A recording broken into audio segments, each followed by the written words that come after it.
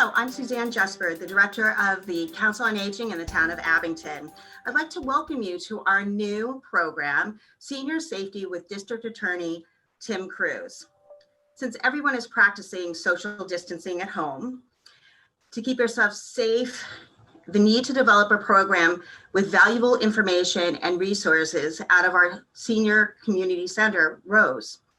As cooperative effort between the Council on Aging in Abington and Plymouth County District Attorney Tim Cruz, Plymouth County Sheriff Joe McDonald, and the Abington Community Access Media, we are proud to present this program.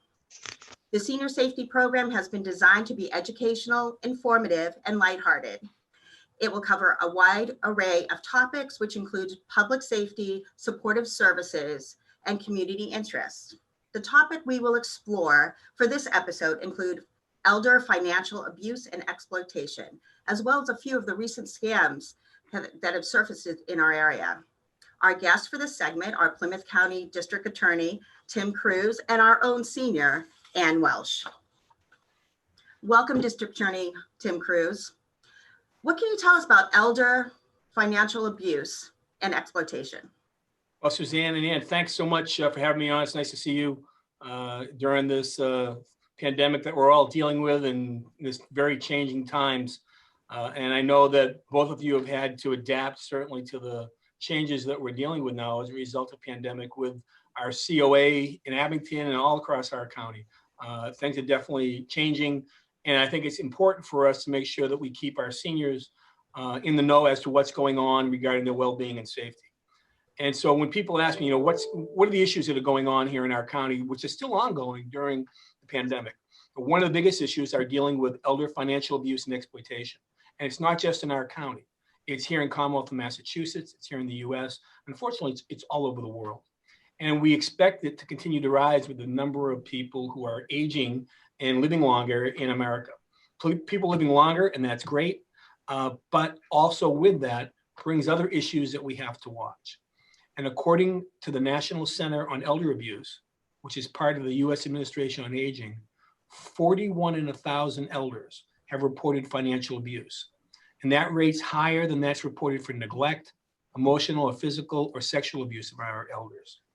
And according to the AARP, older adults lose close to $36 billion every year to scams, fraud, and exploitation. And that's billions with a B, not M. So I think this type of abuse affects all of us. Everybody has aging parents, relatives, friends, and everybody's potentially susceptible to falling to exploitation. So as we all grow older, we still have to deal with that risk. And so that we, in the law enforcement world, we have to make sure that people are aware and focus their attention and focus their resources to really, dismantling these operations, which are worldwide. And there have certainly been new measures to protect our seniors. They've been introduced over the last few years and getting the word out about the issues at the state and national level. But quite simply put, financial elder abuse and exploitation is the illegal or improper use of an older adult's funds, property, or assets. It's a crime which takes advantage of an older person for financial gain. District Attorney Cruz, this is Ann.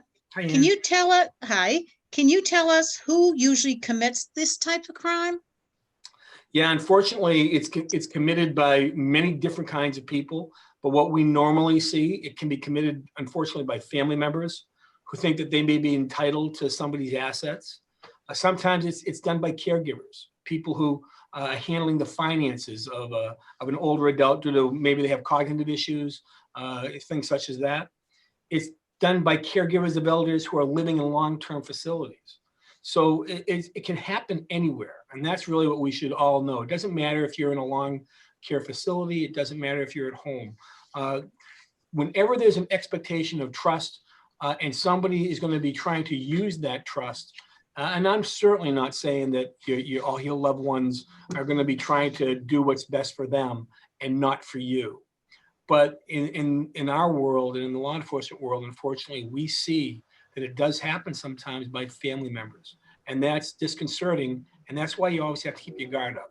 So this crime's committed when an individual stands in a position of trust or confidence with an older adult or a person with a disability, and they knowingly, either by deception or intimidation, obtain control over the person's property or illegally uses their assets and their resources for themselves and not the senior who's worked so hard for those things over the years.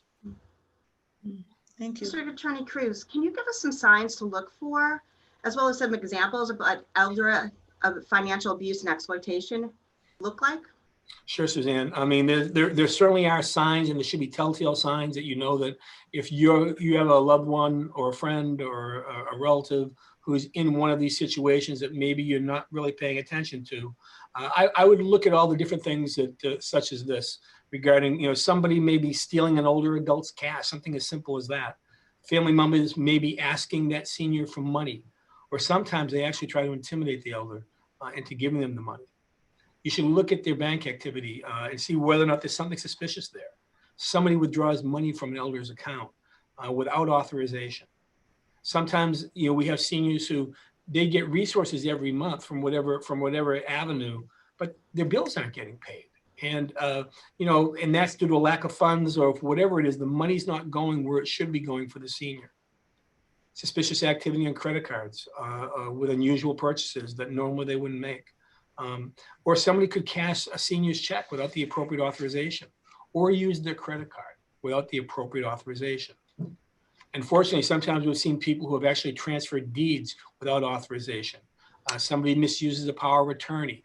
And when we do our senior luncheons every year, we often talk about, you know, general powers of attorney, specific powers of attorney, and things that you can allow your loved ones to do if you're incapacitated. So you have an operation and you're going to be incapacitated for a month or so, and you want somebody to pay your bills. You can get specific or general powers of attorney to allow people to sign your checks or things such as that, but it all has to be approved.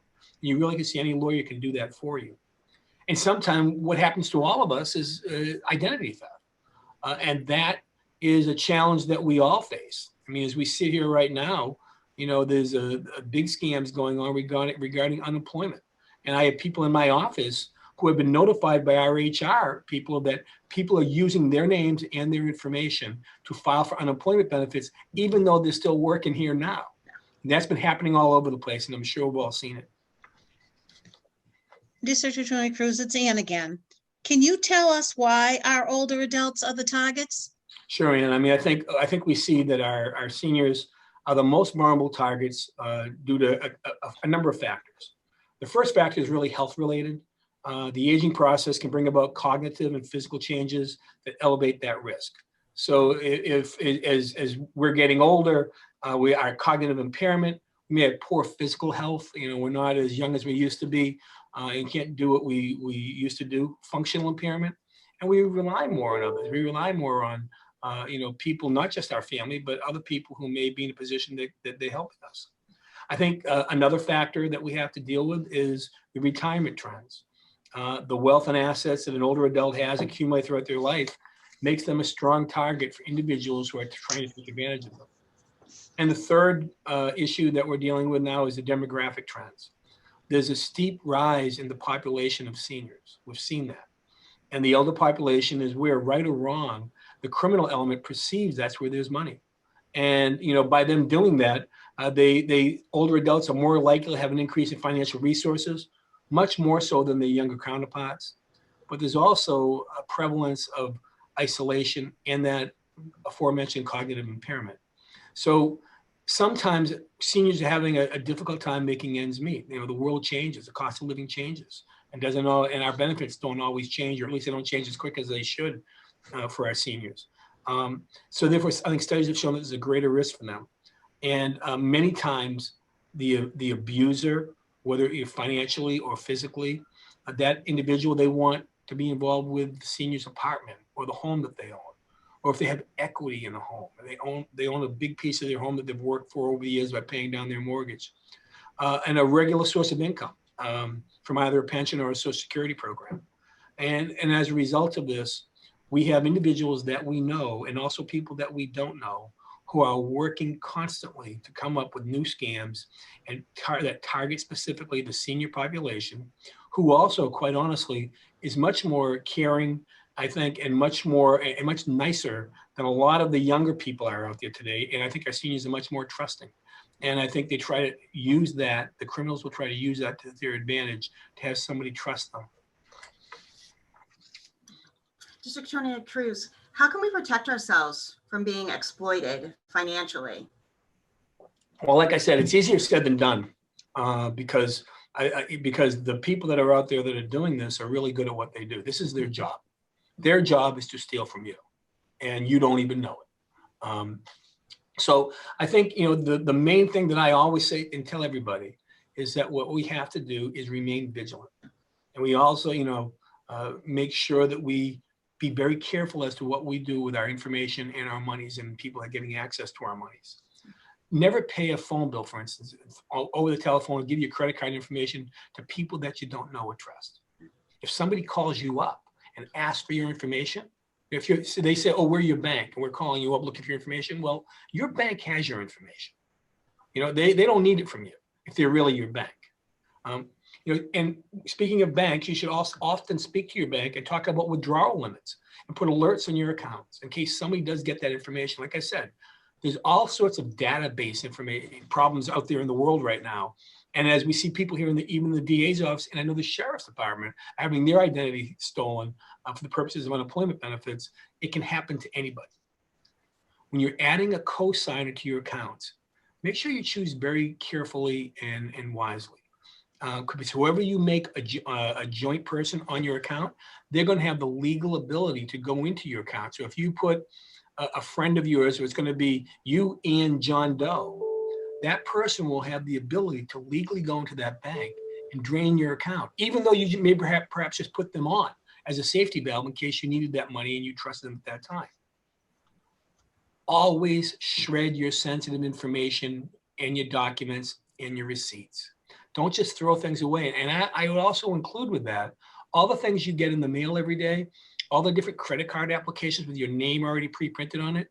Shred that stuff, because we still have, even in 2020, individuals who will go dumpster diving and go into trash and pull trash out, including applications.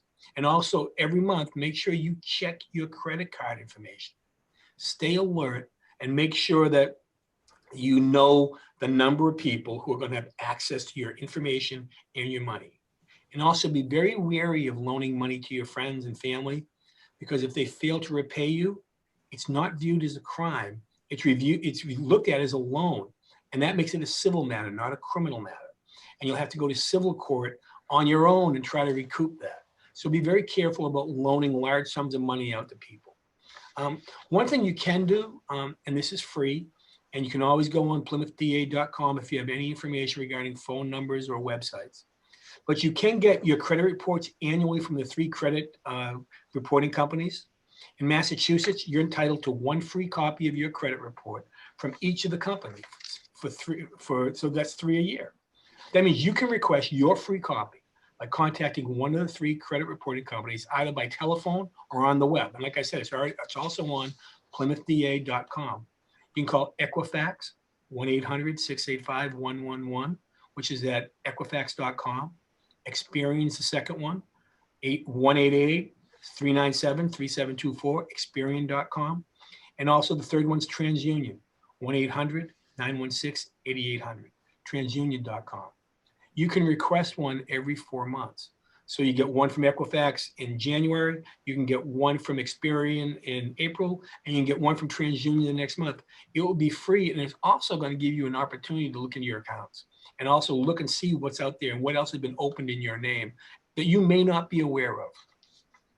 And the most important thing is that if you do find out that you are a victim of financial exploitation, you need to call the police.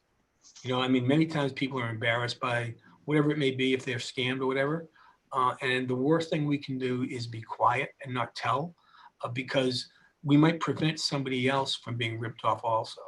Many times people are embarrassed or they feel humiliated. You never should be embarrassed.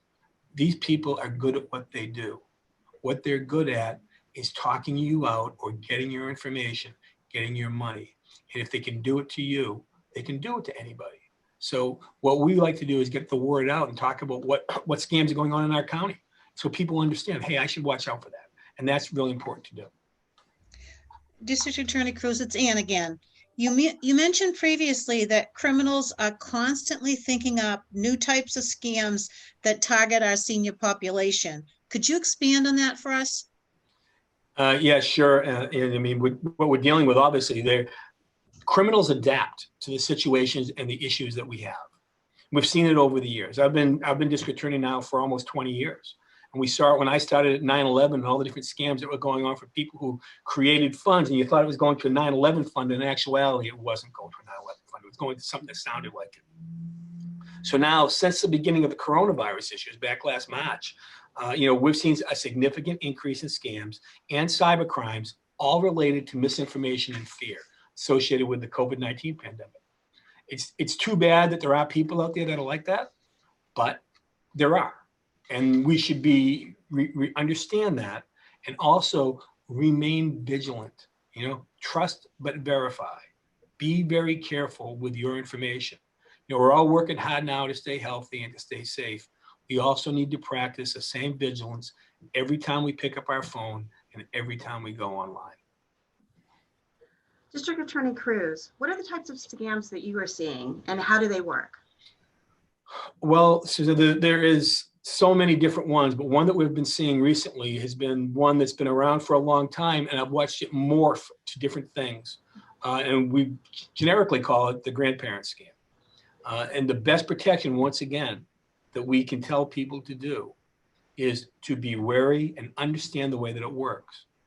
Most times, the grandparent scam works kind of like this. You'll be at home, you'll be in bed, the phone rings in the middle of the night, and you pick up the phone. And, let's face it, when you get a phone call in the middle of the night, nothing good's coming from that phone call. I mean, usually, you're asleep, it's that late. It means it's going to be bad news. It's going to be startling. And that's what they're preying on. They want to startle you. They want to shock you. And you'll hear a voice. They'll say, Grandma, Grandpa, I just got arrested and I need your help. Please don't tell Mom and Dad. They're going to kill me if you tell them. I need you to please send me some money for bail right now. I'll pay you back tomorrow. Sometimes they'll talk about, their friends and them just got robbed and they're overseas. Can you please send me the money? And one that is really COVID related was we had right here in our county, this happened. A woman got a call in the middle of the night and the individual said, Grandma, it's me. And she gave the kid she said, Johnny, is it you? When they get that information, that proceeds them to their next step. But what the story was that this young man had gone with a friend of his up to New Hampshire. This was right around the beginning of COVID. And they had an accident, a car accident. Nobody got hurt, but they had an accident. And they were going to bring criminal charges against the operator of the vehicle.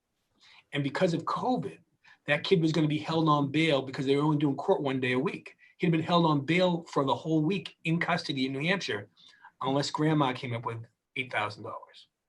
So that's how that started. And that was the COVID spin of it. And it's the way that they played it in there. So, I mean, when they ask you and startle you in the middle of the night, and you say, Johnny, is that you? Be careful, because once they get that correct name of your grandchild, they're going to move on to the next step of that scam. This is Attorney Cruz, it's Ann again. Wouldn't I be able to recognize my own grandchild's voice? Yeah, you would think so. But once again, and don't forget, they're doing this all over the place. This could be set up from somewhere else, and that if they don't get you, they're going to get somebody.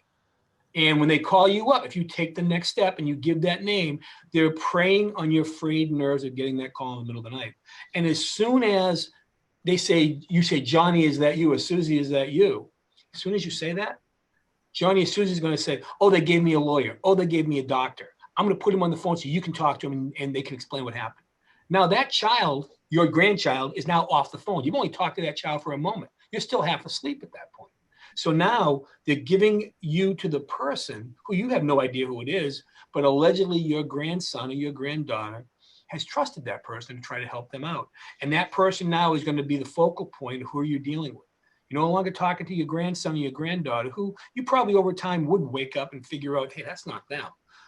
But for the fact that they're going to be asking you for money, whether it be for a hospital bill, for bail, for attorney's fees, they will have a conversation with you and even develop a relationship in which you may hang up with them and they may call you back and you may be calling them back and forth all day long. You know, they will then ask you many times to go get cash. And, you know, in this instance of the story that I'm talking about, the woman actually did go to her bank and she was told she had to come up with thousands of dollars to help her grandson get out. And she went to the bank, and the banks and also our supermarkets, they're all trained. You know, that if somebody comes in and they may know you, maybe you go there all the time, once a week, whatever it is, they know that if you all of a sudden, you're taking $25 out a week for the last 10 years, and all of a sudden you walk in the door and you ask for 8,000 cash, that's not right. And they're going to have that conversation with you. Well, are you okay? Are you in trouble? And in this instance, they asked those questions of the woman. And because she was told not to tell anybody, and she was scared as to what's going to happen to her grandson, she said, no, I'm fine. And they gave her 8,000 cash. And what eventually happened in that matter is that these people that she was talking to, who gave her a big, long story over the course of the day, they actually showed up at this woman's house. And as a courier, they sent there. And she met these people at the end of her driveway and turned over thousands of dollars in cash to an individual wearing a mask. It was COVID time. So you can't even get a good ID in the guy, a facial ID of the guy. He's wearing the mask, and then he's gone. They also tell you, don't tell anybody. You know, your grandson will be in touch with you. Your granddad will be in touch with you in a couple hours, but don't call them. And then after a couple hours, you don't hear from them. And when you do call your grandson or you call your granddaughter, they'll say, Grandma, what are you talking about? This didn't happen. And by that time, you know, the toothpaste is out of the tube. And when the toothpaste is out of the tube, as you all know, it's tough to get it back in. So therefore, be very careful with our money before we give it to these scammers.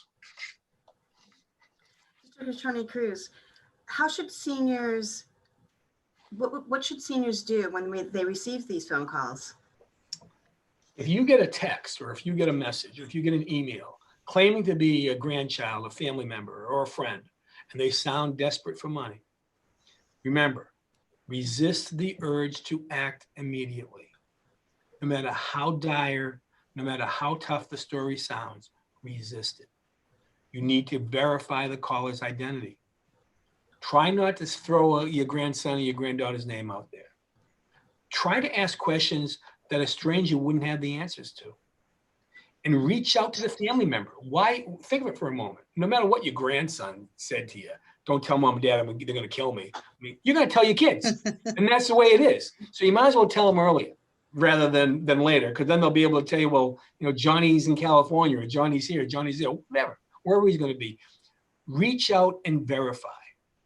Most importantly, do not send cash. Do not send gift cards. Don't send money transfers. I mean, think of that for a second.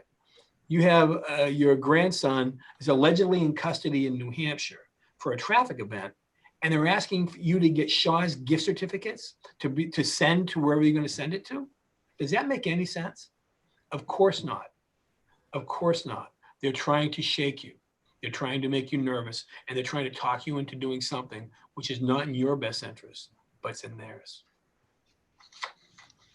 District Attorney Cruz, Ann again. Are there any other scams that are targeting our seniors that we should all be aware of right now? Yeah, unfortunately, and there are. And once again, they're kind of COVID-19 related. And lots of times it pertain to contact tracing and the fraudulent billing of Medicare for COVID treatment, supplies, and testing. So one of the scams, the contact tracing scam, kind of goes like this. And remember, there's always going to be variations of these. This is just a generic sort of way in which they try to get your information. But the scammer's going to call you. And remember, if they're calling you, they're calling hundreds, if not thousands of people all across the country and across the world. And like I said, they may not get you, but they may get somebody else. That's why you should talk about this information and spread the word on this.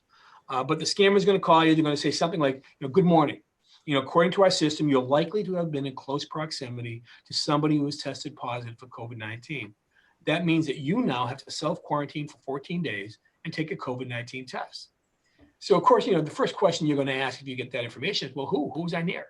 And they're going to say to you, well, because of HIPAA, the federal medical law, they're not allowed to share that information because it's confidential. And then they're going to tell you, the victim in this case, that you need to be tested within the next 72 hours. And they want to know the best mailing address that they can send a kit to you.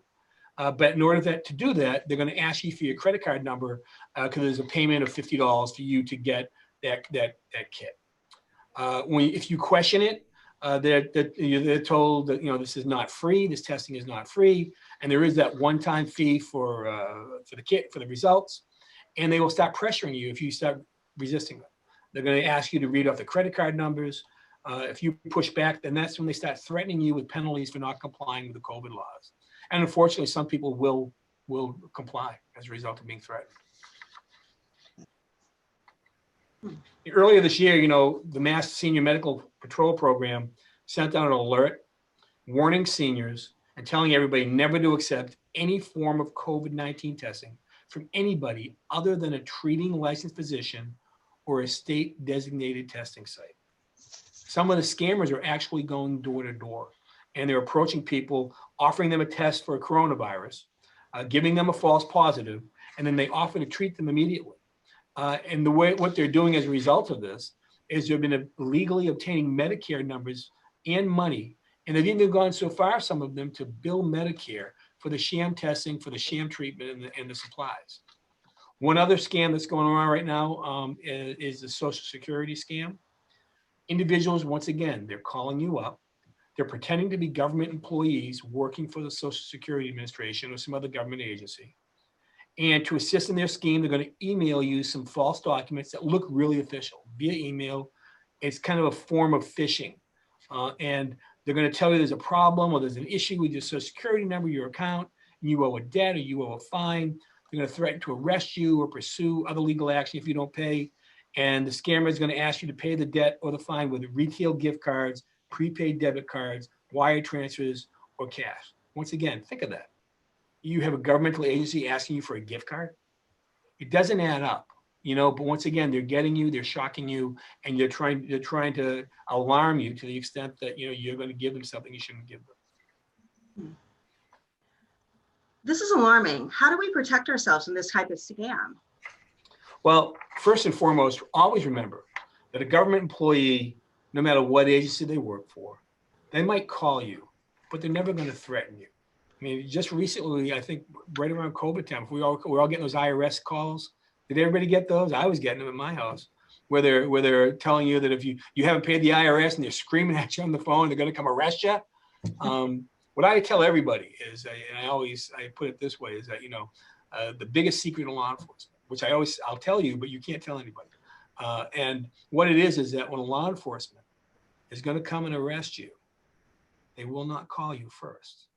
They're just coming. So if somebody is threatened to arrest you over the phone, no, that's not legit. The employee of the Social Security Administration, they're never going to suspend your Social Security number. An employee of that agency is never going to demand immediate payment from you. Once again, they're certainly not going to look for cash, prepaid debit cards, or wire transfers. If you receive a call from a government agency and somebody does threaten you, you ask to speak with your supervisor and you report that call. District Attorney Cruz, it's Ann. I recently received an email from Amazon telling me that my Prime membership is up and that my card associated with my account is no longer valid. It wants me to update my card or add a new card to the account.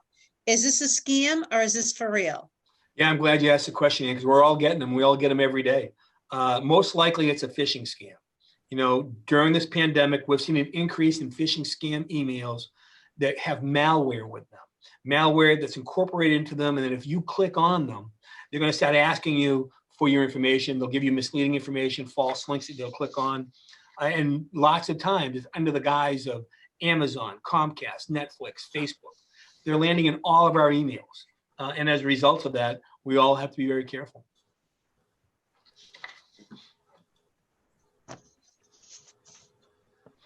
We also have, phishing scams. And, I often talk of, although it's phishing with a PH, it's really like phishing.